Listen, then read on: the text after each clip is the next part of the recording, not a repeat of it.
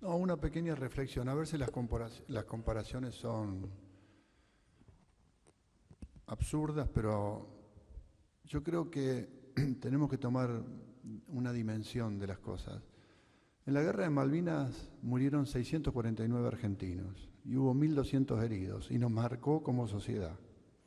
Si nosotros siguiéramos la doctrina Bolsonaro, Trump, ante la pandemia, en Argentina hoy tendríamos, hoy ya, entre 25 y 30.000 muertos.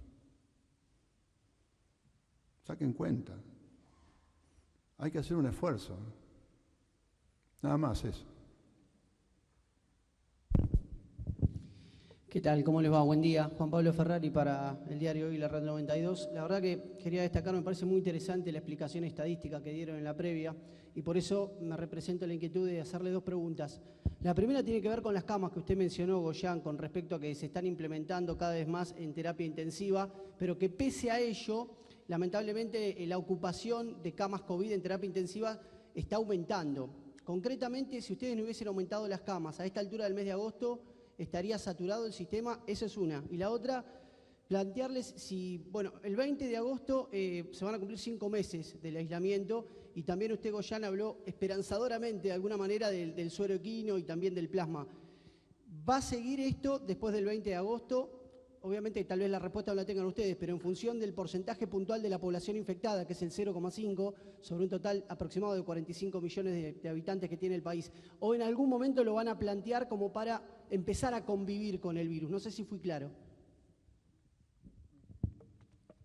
No, de nuevo, respecto a las camas, claramente van aumentando en proporción la cantidad total de camas y la proporción de pacientes con COVID que están en esas camas. Nosotros vamos a seguir agregando camas, pero con gran esfuerzo. Uno puede agregar 50 camas en una semana y si me entran 30 pacientes por día, en 2 días se me esterilizaron las 50 camas. Así que lo de siempre es, la estrategia es ir jugando de manera que podamos modular la demanda de camas de terapia intensiva. Y con eso nosotros tenemos que trabajar sobre un universo de enfermos que hoy cada vez se nos hace más desconocido.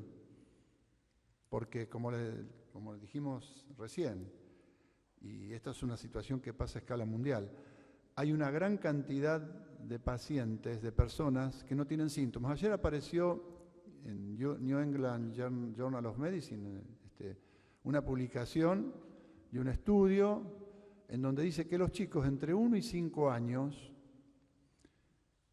prácticamente sin síntomas, tienen entre 10 y 100 veces más capacidad de contagiar que un adulto, entre 10 y 100 veces, es decir, son altamente contagiados. Se vuelve a ratificar esto, por supuesto estos estudios de investigación, si bien están publicados en revistas serias, todavía no tienen revisión por pares porque van saliendo muy rápidamente por la epidemia, por ahí se pueden corregir, pero hay mucha evidencia ya de que los niños asintomáticos, entonces, esa cuestión que uno dice, bueno, pero ¿cómo vamos a estar 3 meses, 4 meses sin que los abuelos tengan a sus nietos? Bueno, es un riesgo altísimo juntar a los nietos hoy con los abuelos, altísimo.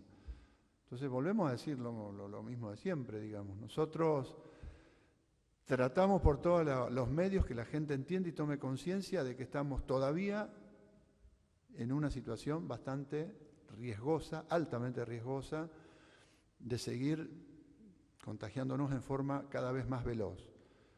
Tenemos algunos indicadores que por ahí nos van diciendo que puede haber algún tipo de perspectiva en los próximos 2 meses, sí, pero siempre y cuando mantengamos un montón de actividades cerradas. Eso es lo que la gente por ahí no entiende.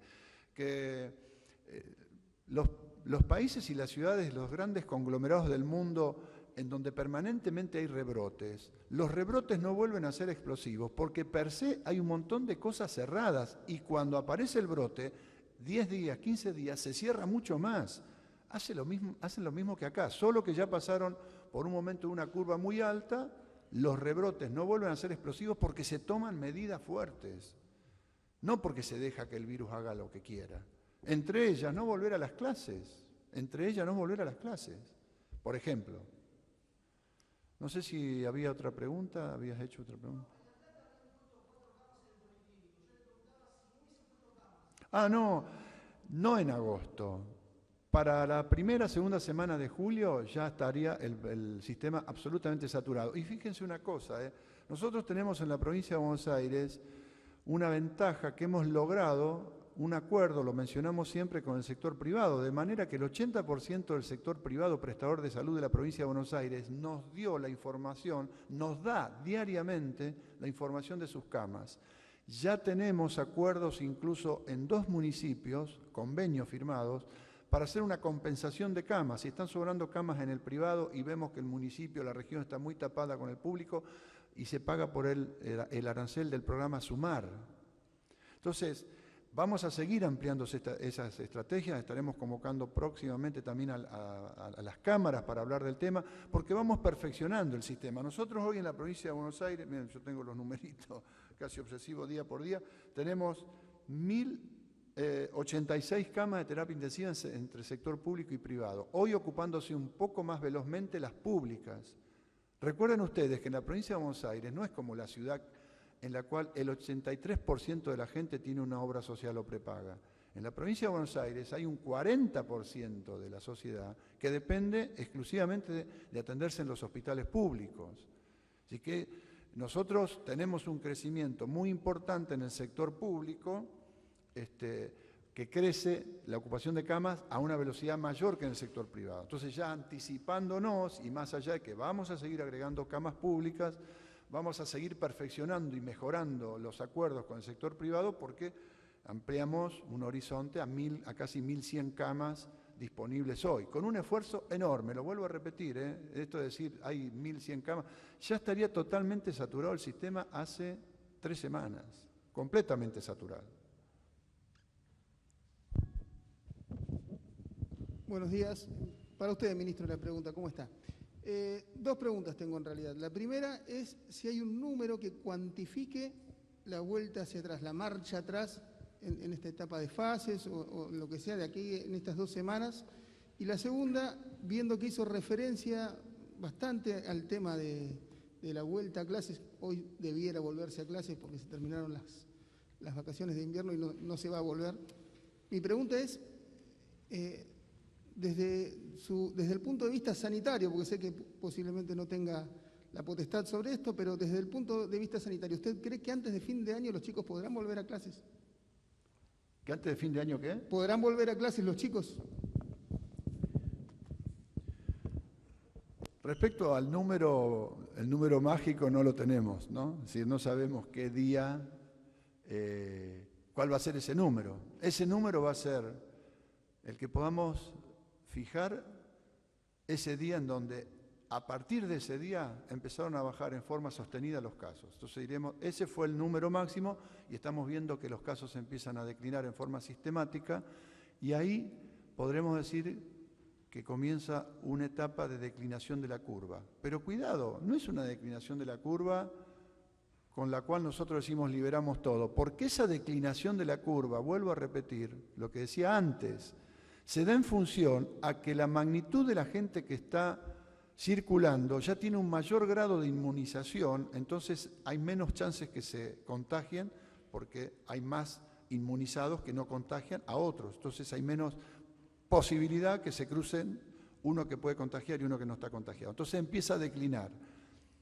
Pero eso es en base a que sigue hay un montón de actividades que siguen frenadas. Por eso explicaba lo de Israel.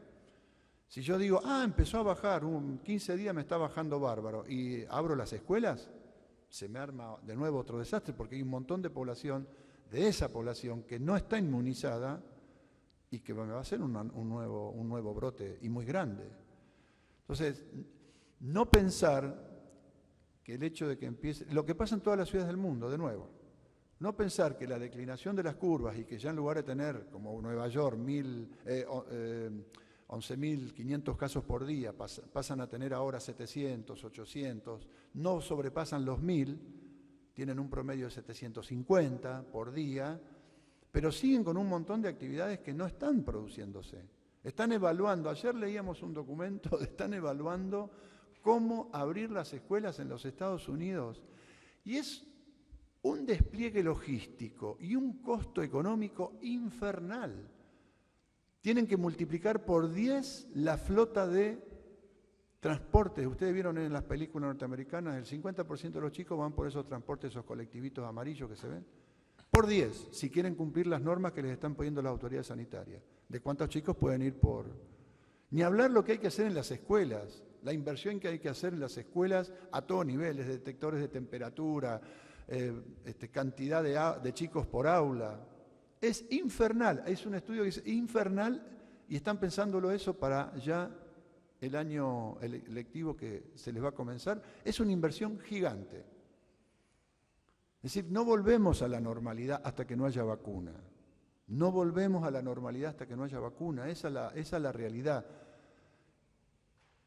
No hay otra respuesta. Ese día que empiece a bajar, seguramente podremos quirúrgicamente abrir más actividades, como hacemos siempre. Cada vez que baja, y vemos que es sostenido en el interior de la provincia, por ejemplo, lo acaba de decir Carlos, bajó, aumentamos, volvemos a fase 5, volvemos a fase 4. No es que uno quiere mantener cerrado, porque al contrario. Ahora, de nuevo, ¿no? Cuando bajen en forma sostenida, permanente, y que ya no tengamos la cantidad de casos que tenemos hoy y que estén creciendo, uno podrá decir, bueno, esta actividad la pongo, aquella también, probamos, si vemos que se dispara, volvemos a cerrar. Así va a estar el mundo hasta que haya vacuna, el mundo, no la provincia de Buenos Aires solamente, no la Argentina solamente. Última pregunta. Una referencia adicional al tema de la vuelta a clases. Obviamente eso se está trabajando con el Ministerio de Educación para evaluar en algún momento la posibilidad de la vuelta. Lo que nos queda claro es que esa vuelta a clases va a ser mucho más compleja o mucho más difícil de llevar adelante en la zona del AMBA, en donde está el grueso de los contagios, que en el interior. Nuestra directora general de Cultura y Educación, la ministra Vila, ya tiene una planificación respecto de cuáles serían los formatos particulares por escuela, por tipo de escuela, en los que eventualmente se podría volver a clases, en principio en los distritos del interior en momento a determinar, en aquellos, sobre todo en aquellos distritos en donde no hay obviamente un alto nivel de contagios, que en algunos casos implica probablemente escuelas rurales, una presencialidad mayor, en escuelas más de ciudades una semipresencialidad o una mayor virtualidad. Nosotros ya tenemos trabajado un esquema, tenemos trabajado todos los requerimientos y necesidades que justamente que se requerirían en el caso de la vuelta a clases en materia de desinfección, en materia de distanciamiento social de los alumnos, en materia de tratamiento del ingreso y la salida de los colegios para que no haya aglomeración de niños y sus familias cuando ingresan, en materia de transporte de los colegios. Es la verdad que una planificación excelente, un trabajo excelente que está llevando adelante nuestra ministra.